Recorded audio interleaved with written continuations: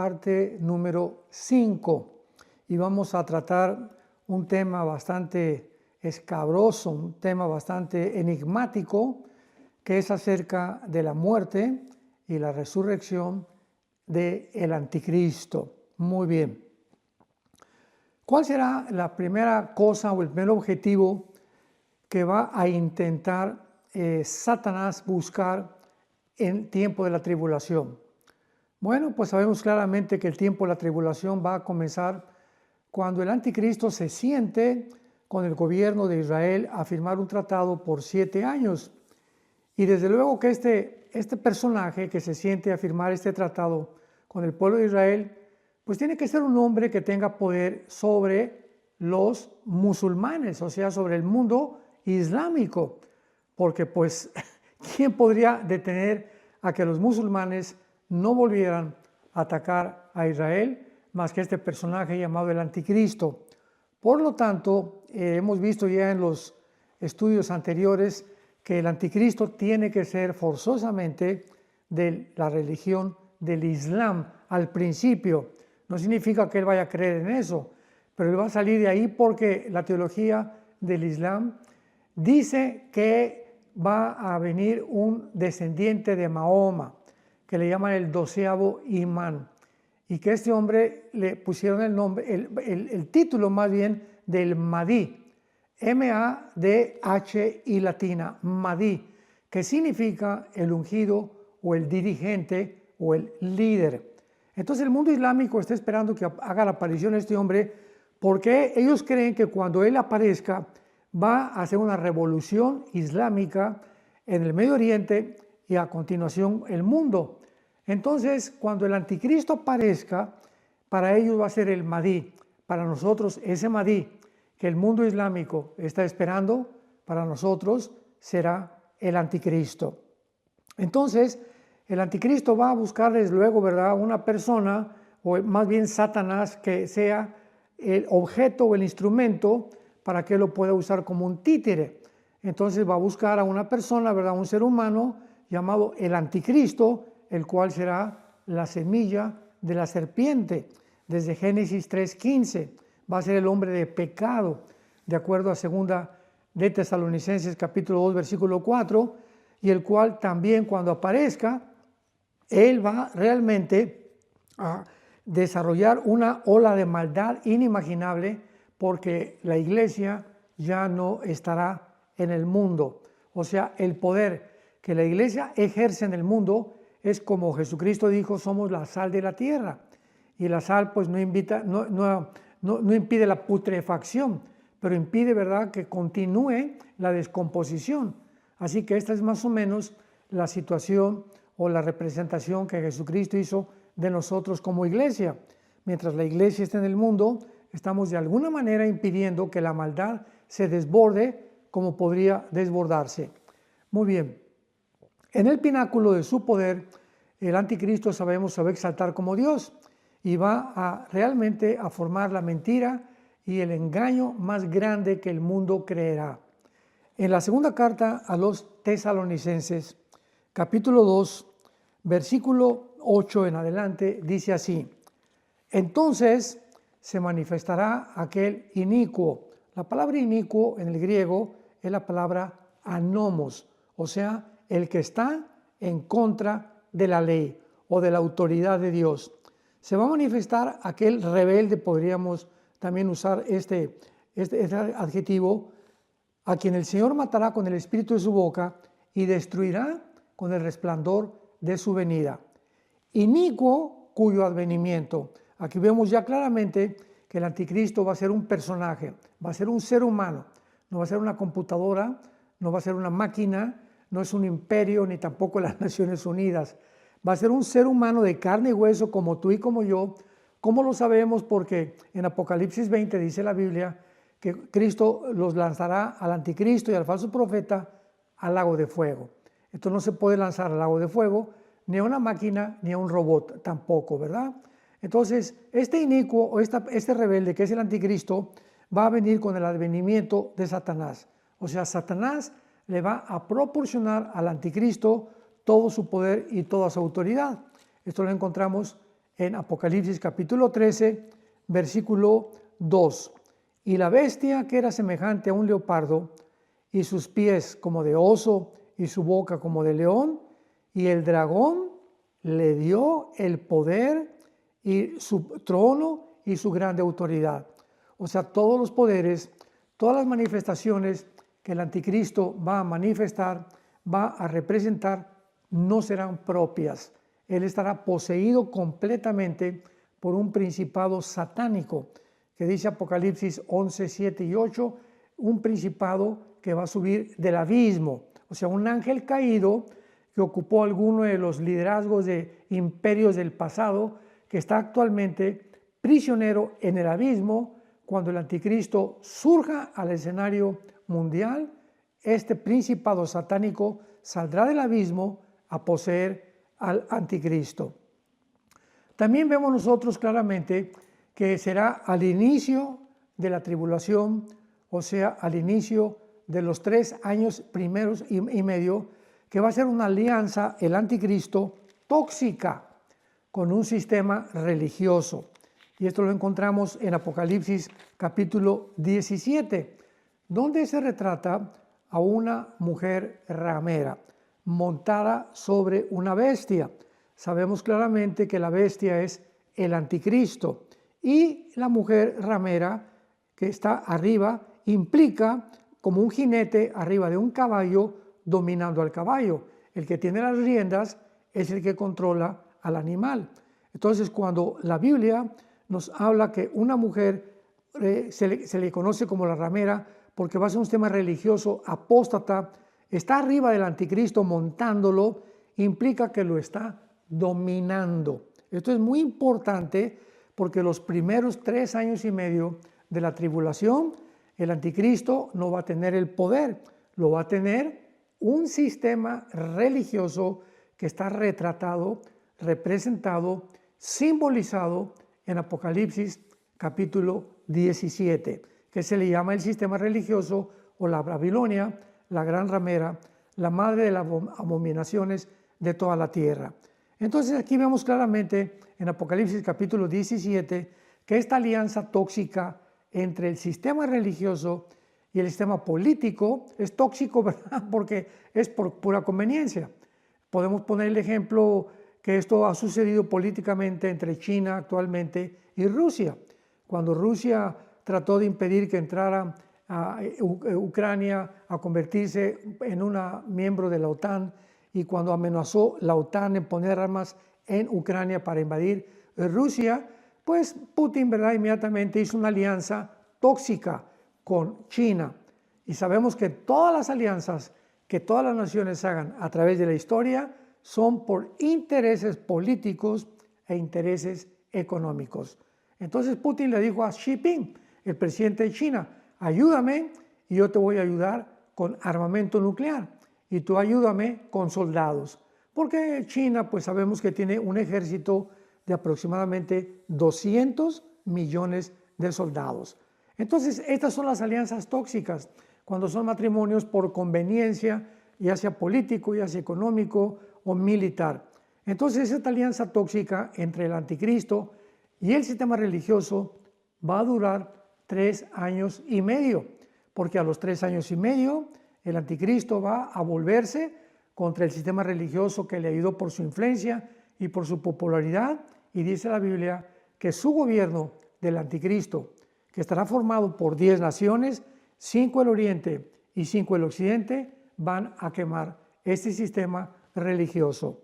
Y dice aquí en Apocalipsis 17, versículo 18, para que ya no tengamos ninguna duda respecto a quién es o a quién se le está atribuyendo o qué religión será este sistema religioso final, dice la Biblia, y la mujer, o sea, la ramera retratada arriba del anticristo en Apocalipsis 17, versículo 18, la mujer que has visto es la gran ciudad que reina sobre los reyes de la tierra. En otras palabras, en tiempos de Juan, ¿qué ciudad era la que en casi 2/3 partes del mundo había gobernado? Y la respuesta es Roma. Así que este sistema religioso estará concentrado en Roma. Ahora bien, sin embargo, vamos a ver que habrá algunos impedimentos que se necesitarán para quitar de en medio y el anticristo tiene antes que tomar el poder. O sea, el anticristo va a necesitar quitar de en medio algunos puntos importantes y eventos importantes antes de tomar el poder control, el control total. Y el primero será, él va a tener que ser muerto o asesinado, pero será resucitado. Veamos esto en Apocalipsis capítulo 13, lo que la Biblia nos revela. Versículo 3. Vi una de sus cabezas como herida de muerte, pero su herida mortal fue sanada y se maravilló toda la tierra en pos de la bestia, que en este caso es el anticristo. Este versículo ha dado lugar a varias especulaciones, teorías, hipótesis de que realmente no está hablando de la persona del anticristo, que está hablando de alguno de los imperios, alguna de las cabezas, porque la bestia tiene 7 cabezas y representan los imperios, y no es la persona del anticristo. Pero ¿cómo podemos salir de dudas de que realmente el anticristo va a ser herido físicamente vamos a ver claramente que la palabra que se usa en el griego es un instrumento filoso? Está hablando de una espada, o está hablando de una daga, o está hablando de un cuchillo. Y lo vemos en el versículo 12 y 14 del mismo capítulo 13 del Apocalipsis. Y dice así el versículo 12. Y ejerce toda la autoridad, está hablando del falso profeta, ejerce la autoridad, el falso profeta, de la primera bestia, en presencia de ella, y hace que los moradores de ella adoren a la primera bestia cuya herida mortal fue sanada.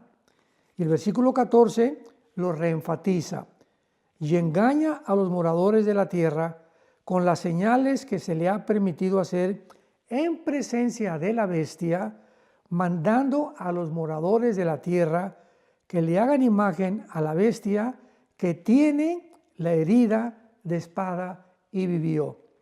Esto es muy importante porque vamos a examinar más detenidamente las palabras originales que se usaron en estos 3 versículos para demostrar que es algo físico y que el anticristo va a ser asesinado. Entonces, va a necesitar el anticristo que ser asesinado antes de que pueda subir al poder. ¿Por qué? Porque lo dice el capítulo 13, versículo 3. Vi una de sus cabezas como herida de muerte, pero su herida mortal fue sanada y se maravilló la tierra en pos de la bestia. Entonces, el anticristo, antes de que realmente el mundo lo reconozca y pueda realmente comenzar a adorarlo, tiene que haber demostrado que fue muerto y resucitado. Y esto va a ser un evento, ¿verdad?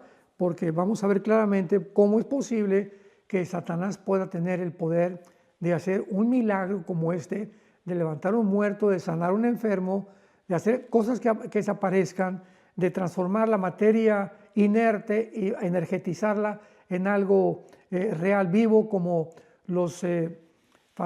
cuando los brujos del faraón en Éxodo capítulo 7, recordamos que mandó Dios a Moisés y a Aarón a que le dieran una señal al faraón de que realmente Dios era el Dios de Israel.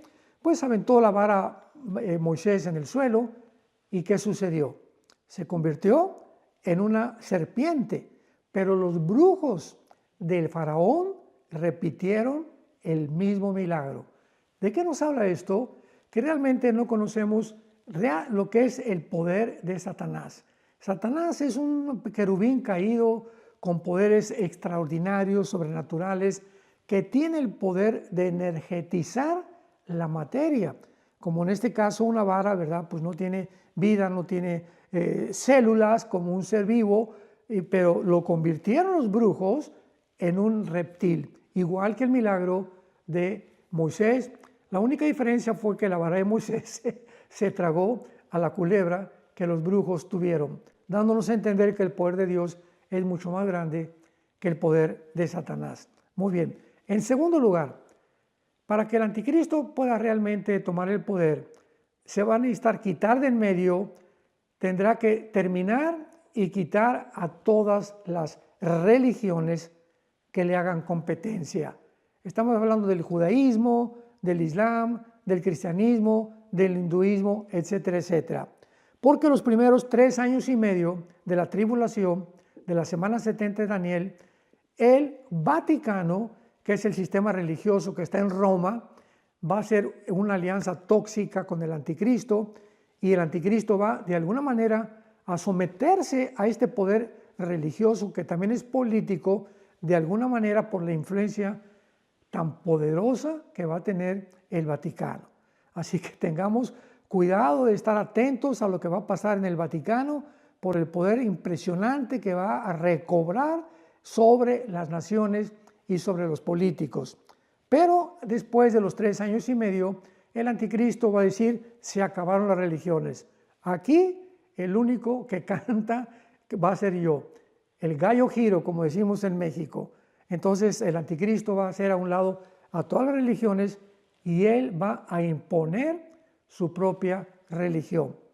Y en tercer lugar, otra cosa que va a necesitar el anticristo para quitar en medio y para que él pueda surgir al poder, va a tener que matar a los 2 testigos de Apocalipsis capítulo 11, que tal vez sean Moisés y Elías, como tradicionalmente se ha creído. Es posible que ellos sean los 2 testigos, que van a hacer milagros, van a traer fuego del cielo a la tierra, van a atormentar a los seres humanos con las señales y las plagas que van a traer, y finalmente será la bestia que sube del abismo, Apocalipsis 11, 7 y 8, la que los matará, que será el anticristo.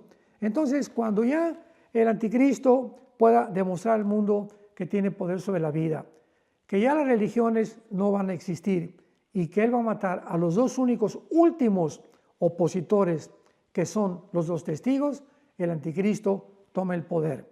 Ahora sí, abordemos con detenimiento la resurrección y la muerte del anticristo.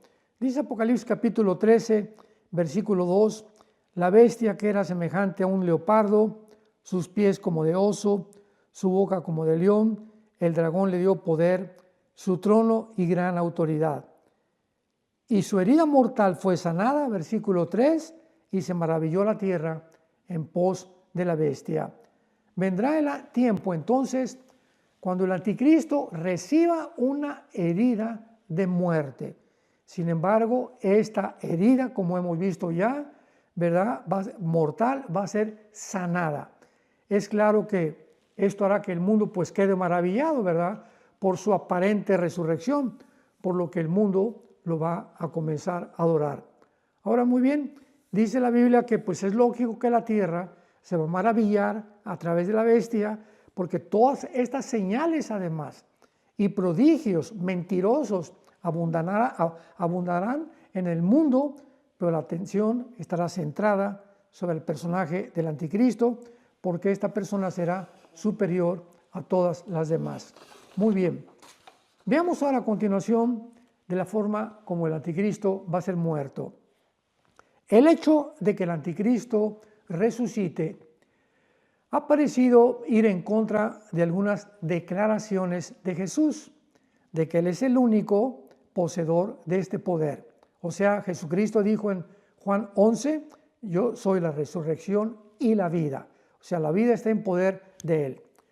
Y esto ha causado que algunos teólogos hayan usado diferentes traducciones, como que será una resurrección falsificada, otros que no está dirigida a un individuo, que va a ser un imperio, como ya lo vimos. Sin embargo, es importante ver la palabra en Apocalipsis capítulo 5, versículo 6, que se usó para la palabra herida y que es la misma palabra que se usa para la lanza que atravesó el costado de Jesucristo. Apocalipsis 5, versículo 6. Y uno de los ancianos dijo no llores. He aquí, el león de la tribu de Jehová, la raíz de David, ha vencido para abrir el libro y desatar los sellos. Y miré y vi que en medio del trono y de los 4 seres vivientes, en medio de los ancianos, estaba de pie un cordero, que supuestamente es Jesucristo, como inmolado. Y esta palabra inmolado es la palabra griega spaso. S de Samuel, P de Pedro, H intermedia, A de Armando, Z o spaso, que significa claramente una herida mortal de algún instrumento filoso. En el caso de Jesucristo, se usó con la espada que el centurión le atravesó del lado izquierdo de su costado a su derecho, llegando, ¿verdad?, completamente destrozando todos los tejidos internos de Jesucristo, irrumpiendo inclusive su pericardio, que es la membrana que cubre el corazón. Ahora, muy bien, esta palabra entonces nos muestra claramente que es la misma palabra que se usa para inmolado, por lo que no hay duda de que el Mesías murió. Un estudio griego de este versículo, como lo dijimos anteriormente, nos va a dar una luz de la supuesta resurrección del anticristo. Vamos a traducirlo y vamos a introducir estas palabras en la palabra que dice la Biblia que fue atravesado y que el anticristo sufrió una herida mortal. Vi una de sus cabezas como herida. Esta palabra herida, Apocalipsis 13, versículo 3, 13:3, es la palabra spaso, la misma palabra que en Apocalipsis 5, 6 y 7 se usa para la herida que sufrió Cristo en su costado. Y dice una herida de muerte. La palabra muerte en el griego es thanatos, que es muerte, o sea, no hay tal cosa como reencarnación o el purgatorio, o que alguien pueda realmente decir fue un estado cataléptico, sino que es una muerte total, o sea, una cesación de la vida. Pero su herida fue sanada. Esta palabra es la palabra terapeu. De ahí viene la palabra terapéutico o terapia, que significa una inducción que hace para poder recobrar la sanidad. Y se maravilló la tierra en pos de la bestia. Ahora, veamos estas palabras griegas definidas en el diccionario griego y hebreo de la New American Standard, o sea, de la norma americana nueva del hebreo, que dice así. La palabra espaso, esto lo define el diccionario hebreo del New American Standard. Espaso significa matar o muerte.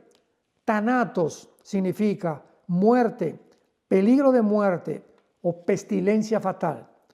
Plegue, que significa una herida, un golpe fuerte o golpear. Y terapeu significa curar, sanar, tratar una herida o ser sanado. Estas palabras implican que el anticristo será herido de muerte intencionalmente en lugar de morir accidentalmente o por causa natural. En otras palabras, va a ser alguna persona la que se va a acercar a él y le va a enterrar o un cuchillo o una espada, pero va a ser siempre un instrumento filoso, un arma blanca, como decimos también. Él va a recibir esta herida mortal, va a ser completamente sanada, y recordemos que esta misma herida es claramente descrita en Apocalipsis capítulo 13, donde dice que fue sanada milagrosamente. Y finalmente, el apóstol Pablo, en su segunda carta a la iglesia de Tesalónica, capítulo 2, les manda unas palabras recordándoles a estos cristianos de la iglesia de Tesalónica, que se encuentra actualmente geográficamente en la nación de Turquía, porque en Turquía se encuentran casi todas las iglesias del Apocalipsis, qué cosa más interesante, que ellos no tenían que preocuparse, porque en la primera carta les dijo que vendría un evento llamado el arrebatamiento de la iglesia, que también en el latín significa raptarus, o también se dice la palabra rapto. Entonces los tesalonicenses pues estaban contentos de que va a venir un día una generación de cristianos que no vamos a morir. Hasta ahorita en el siglo XXI todavía seguimos creyendo que nosotros vamos a pertenecer a esa generación, que de repente millones de personas van a desaparecer en el mundo y que vamos a reunirnos en el aire sin que Cristo toque los pies en la tierra como lo va a hacer en su segunda venida. Zacarías capítulo 14 del 1 al 5, vamos a reunirnos con Él para irnos con Él al cielo y regresar con Él en su segunda venida a establecer su reino mesiánico de 1000 años. Entonces, Pablo tiene que mandarles una segunda carta a la iglesia de los tesalonicenses porque comenzaron a introducir a la iglesia mentiras, falsos profetas, falsos pastores, falsos apóstoles, diciéndoles que se encontraban ni más ni menos en la tribulación. Y dice así la segunda carta a los tesalonicenses, capítulo 2.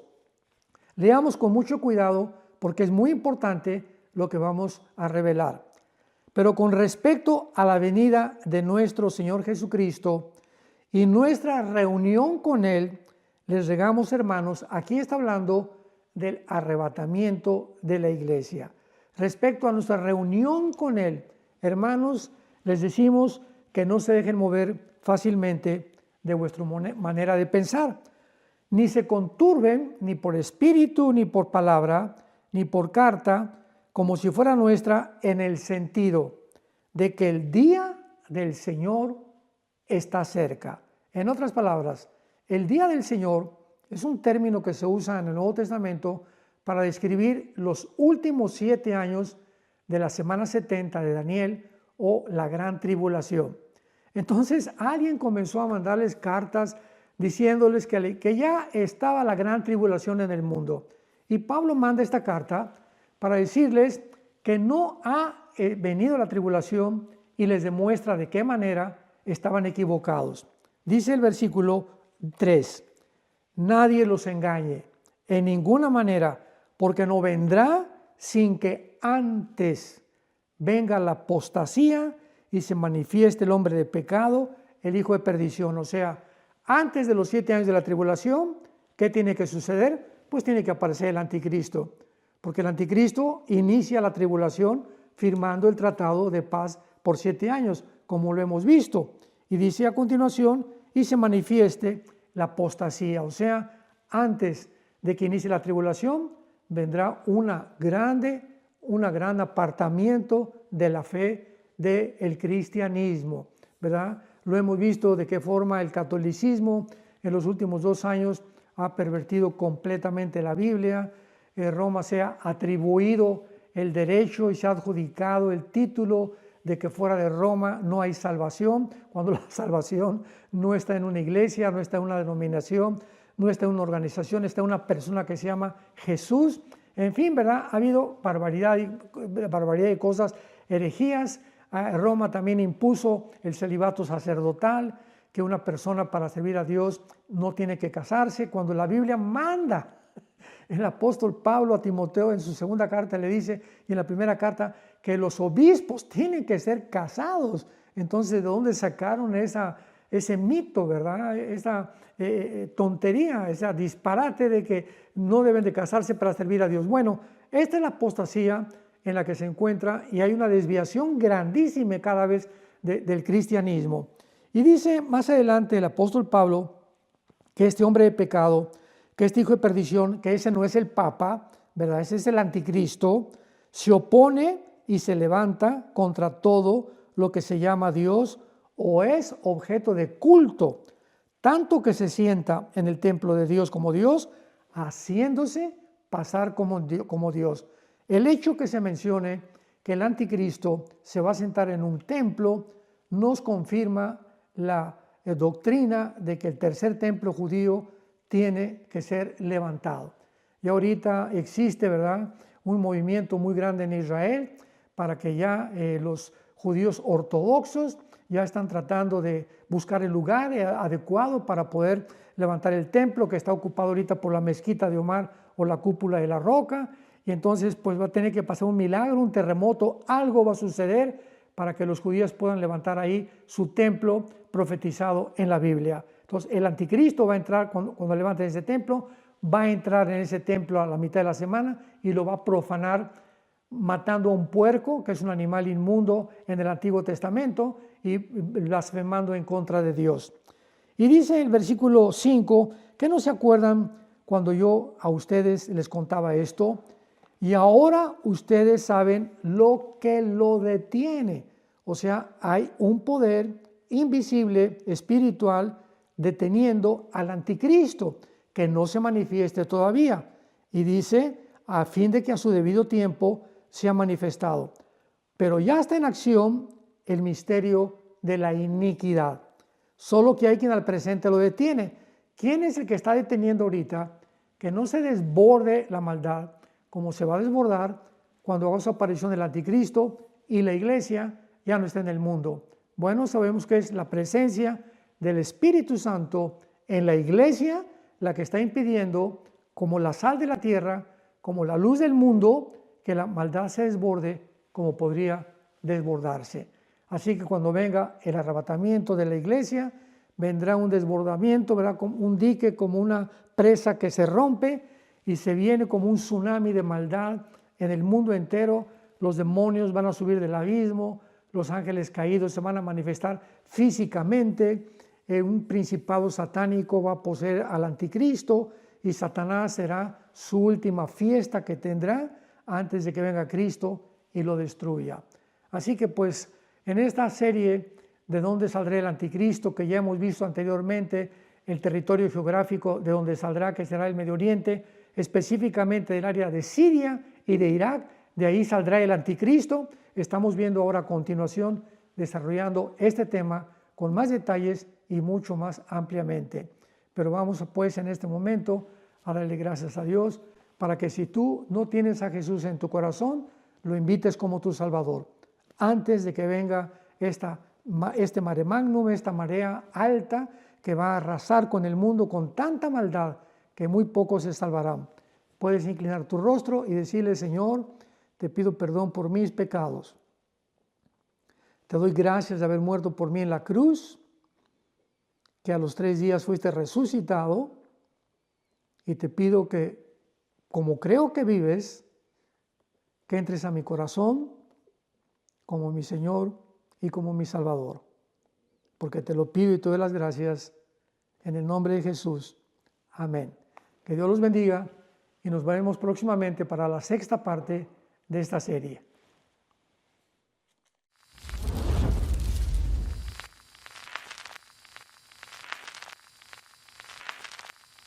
Hola, ¿qué tal? Me da mucho gusto saludarles y quisiera simplemente comunicarles que gracias a todos ustedes a través de todas las naciones del mundo que aman la palabra de Dios y que realmente están interesados en que nosotros como organización Vida Nueva para el Mundo y Armando Alducin Ministries continuemos predicando el Evangelio de la Gracia de Jesucristo y que podamos nosotros continuar haciéndolo gracias a sus donaciones.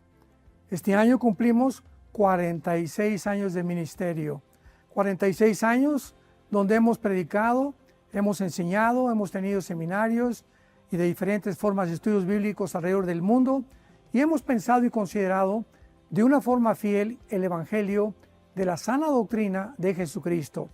Nosotros, con todas estas donaciones, tenemos que sostener pastores, misioneros, obras, equipos de televisión y aún continuamos buscando la manera de poder elevar este ministerio.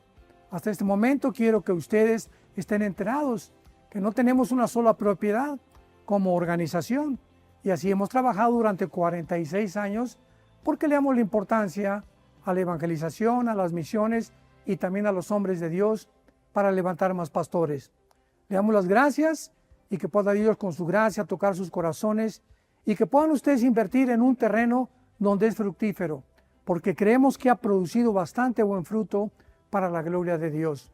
Gracias, muchas gracias por sus aportaciones y por las donaciones que sabemos ustedes continuarán haciendo para que podamos continuar siendo fieles en la predicación del Evangelio de la gracia de Dios.